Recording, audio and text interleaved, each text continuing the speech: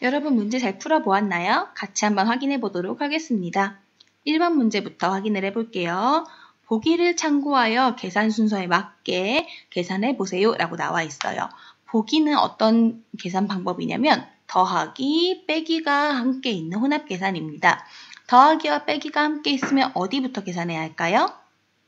그렇죠. 앞에서부터 계산하라고 배웠습니다. 그럼 앞에서부터 계산을 이렇게 해볼게요. 35 빼기 21은 14. 뒷부분 계산하면 14 더하기 14겠네요. 28. 그래서 답은 28이 됩니다. 그런데 덧셈과 뺄셈이 섞여 있는데 그때 그 사이에 괄호가 있다면 괄호가 먼저라고 배웠어요. 그럼 괄호가 먼저니까 29 더하기 3은 32가 되겠네요. 54에서 이제 31을 빼야겠죠? 그렇죠. 22가 나와야 합니다. 2번 문제도 살펴볼게요. 계산에서 잘못된 부분이 있습니다. 바르게 계산해 보세요. 라고 쓰여 있어요. 계산에서 잘못된 부분이 어딘가 찾아보기 전에 우리 이 식점 한번 볼게요. 뺄셈과 곱셈이 같이 있네요. 덧셈, 뺄셈, 곱셈이 있다면 어떤 게 가장 먼저 계산되어야 할까요? 맞아요. 곱셈이 가장 먼저. 그 다음은요. 덧셈과 뺄셈 중에 앞에 있는 것부터 라고 했습니다. 근데 만약에 이때 여기에 괄호도 있다면 무조건 괄호가 제일 먼저라고 했어요. 그럼 이제 살펴볼게요. 34 빼기 4 곱하기 6이면 어느 부분을 먼저 계산해야 할까요? 그렇죠. 곱셈 부분. 여기가 먼저 계산되어야 하는데 잘못 계산했네요. 바르게 계산해 볼게요. 4 곱하기 6을 먼저 계산합니다. 24. 이제 뺄게요. 34에서 24를 뺐더니 10이 나왔습니다. 그러면 이제 3번 문제 살펴볼게요. 계산 결과의 크기를 비교하여 알맞게 설명한 번호를 고르세요. 지금 두 가지 식이 있어요. 이렇게. 56 나누기 7 곱하기 4라는 식이 있고요. 56 나누기 괄호 열고 7 곱하기 4 괄호 닫고가 있어요. 두 식의 차이점 무엇일까요? 맞아요. 괄호가 있고 없고. 그럼 이때 계산 순서 어떻게 돼야 되는지 생각해 봅시다. 곱셈과 나눗셈이 섞여 있다면 앞에서부터 계산합니다. 그럼 56 나누기 7은 8, 8 곱하기 4는 32겠죠. 근데 곱셈과 나눗셈이 섞여 있는데 괄호가 있다. 그러면 괄호가 먼저입니다. 7, 4, 28. 56에서 28을 나누면요. 2가 되어요. 그러면 이쪽 왼쪽은 8이고 오른쪽은 2네요. 그래서 알맞게 설명한 건 왼쪽이 더 크다. 1번이 되겠습니다.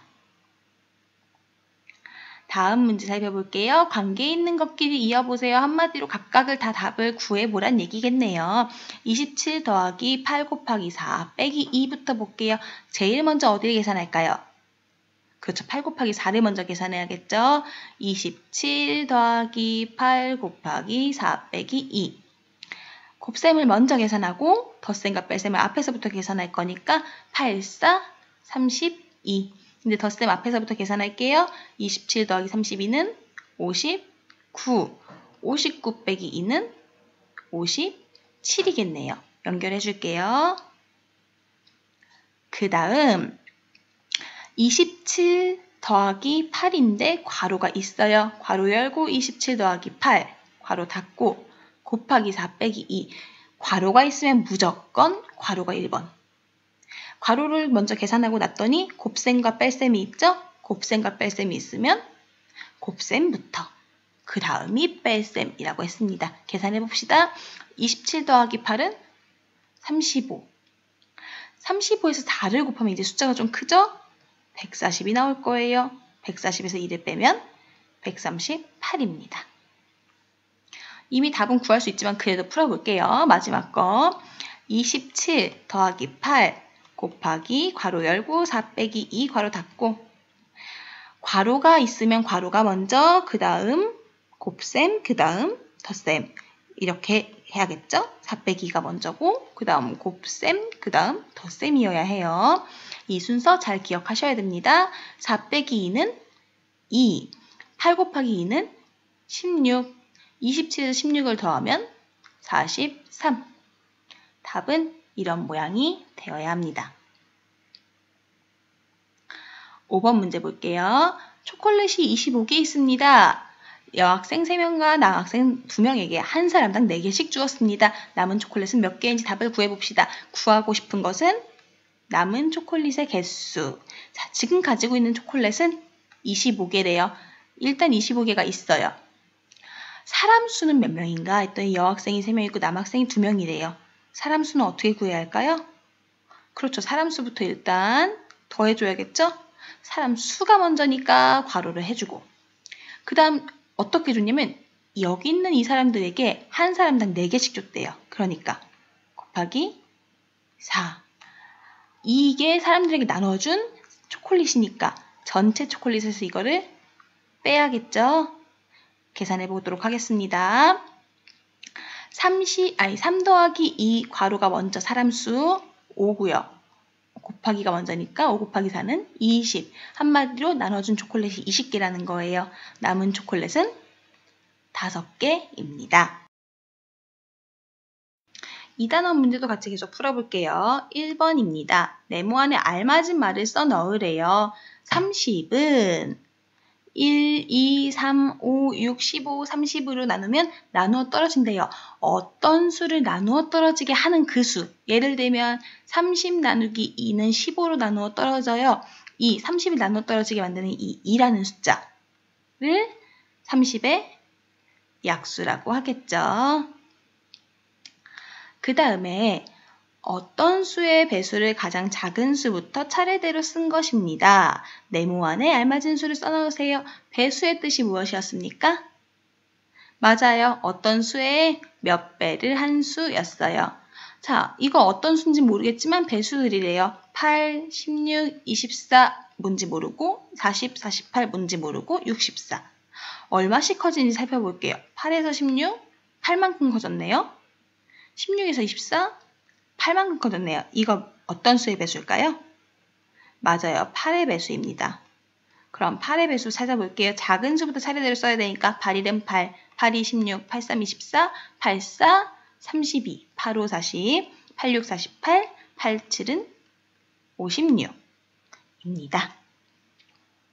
다음 3번 문제로 가볼게요. 두 수가 약수와 배수의 관계이면 동그라미 아니면 X를 선택하세요. 여기에 있는 4와 13이 약수와 배수의 관계인지 봐야겠네요.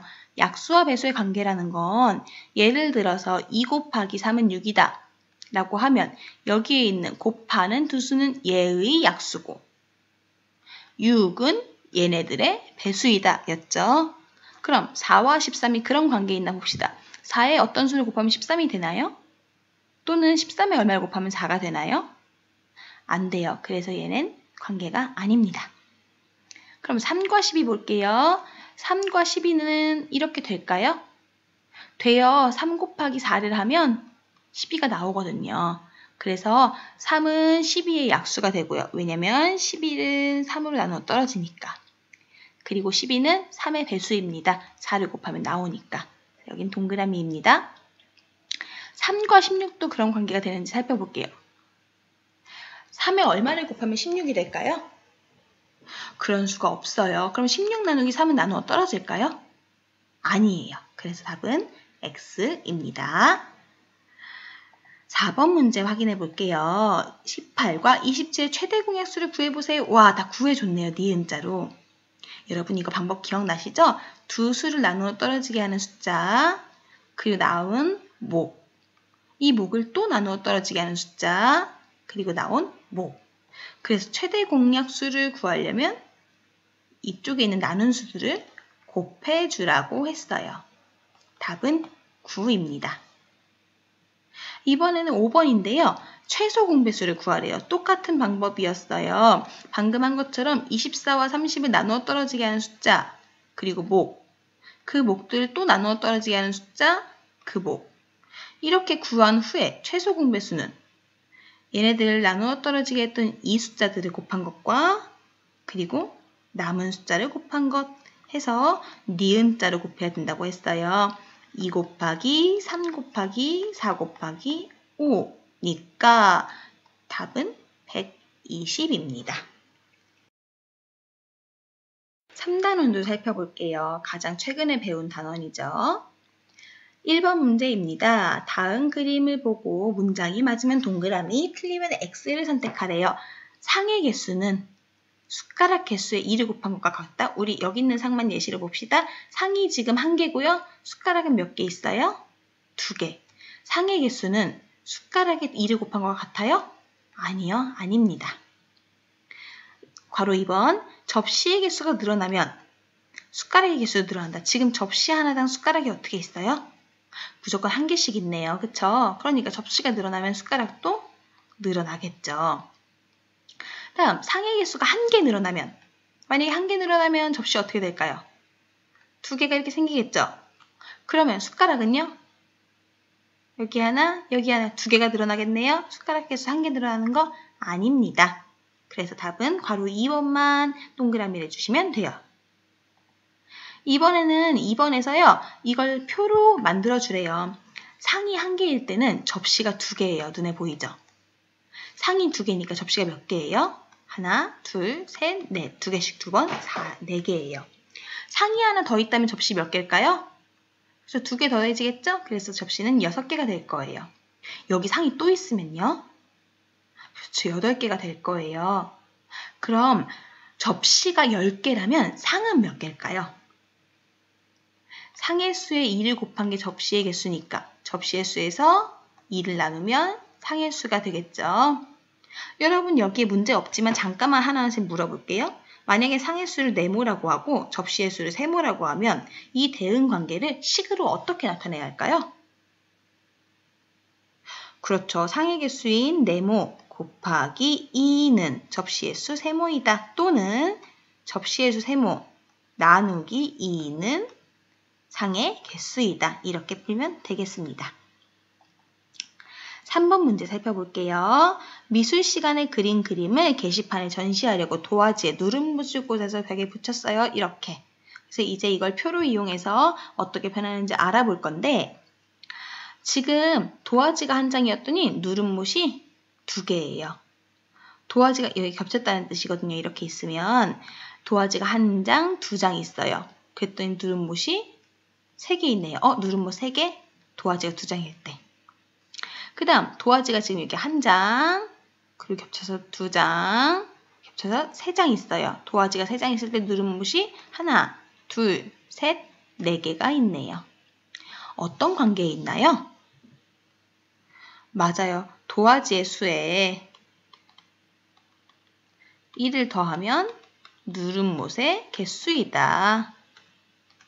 또는 누름못의 개수는 개수에서 1을 빼면 도화지의 개수가 된다. 장수가 된다. 라고 하면 되겠죠? 그럼 여기 빈칸도 채워볼게요. 하나 많은 거니까 6. 그 다음 못보다 도화지가 한 장 적은 거니까 8. 여기는 13이 되겠습니다. 이렇게 해서 피니시 누르고 여러분 나온 점수 스스로 확인해 보시면 돼요.